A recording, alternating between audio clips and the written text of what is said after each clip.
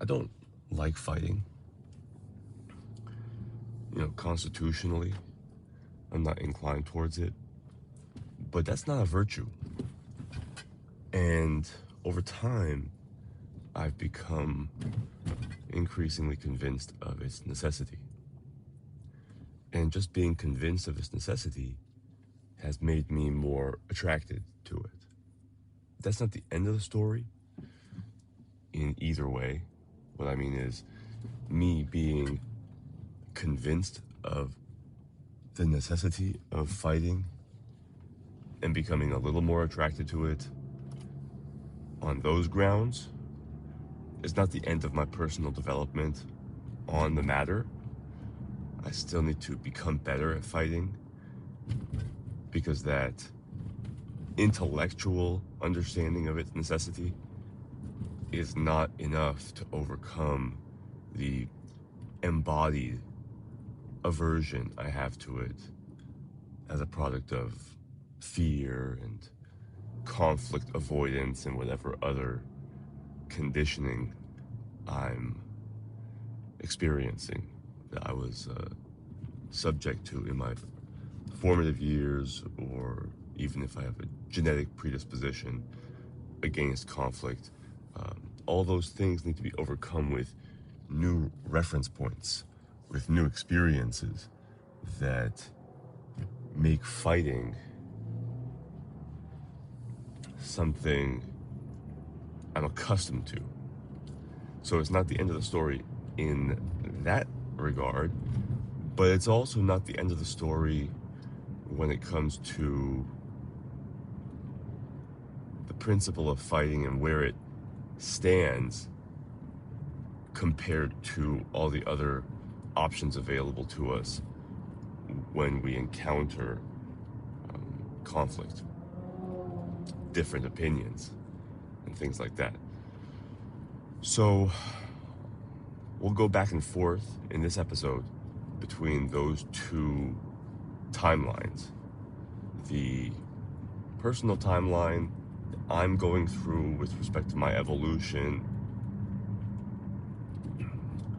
and the progress of my perspective on fighting, and also, generically speaking, where fighting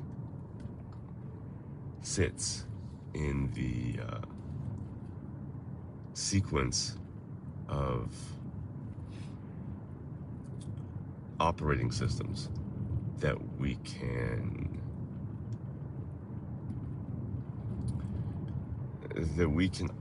use and live from. We live from our operating systems, and this will become more clear as we continue.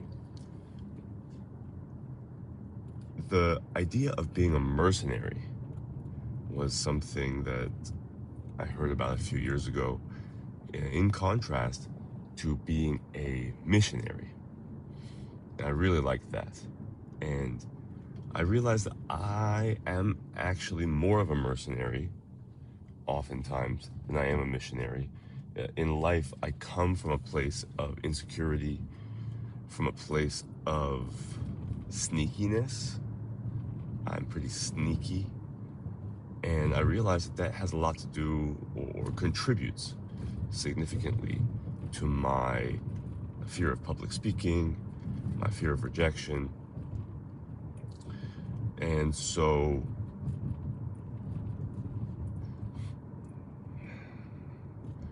being a mercenary but also a people pleaser leads me to be sneaky, to become interested in fighting, to become more willing to fight. Because being sneaky is actually a way of fighting. It's a way of protesting.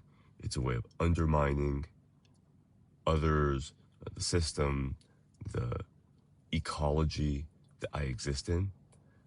Fighting is another level, a higher level of being a mercenary. I mean, the fighting that's out in the open, the fighting that's not based on something surreptitious and trying to get away with it, right?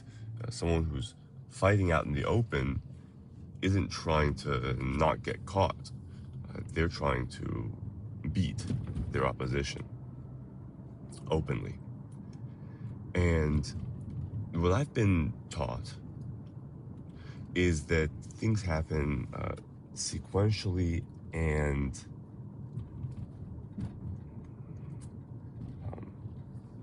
with the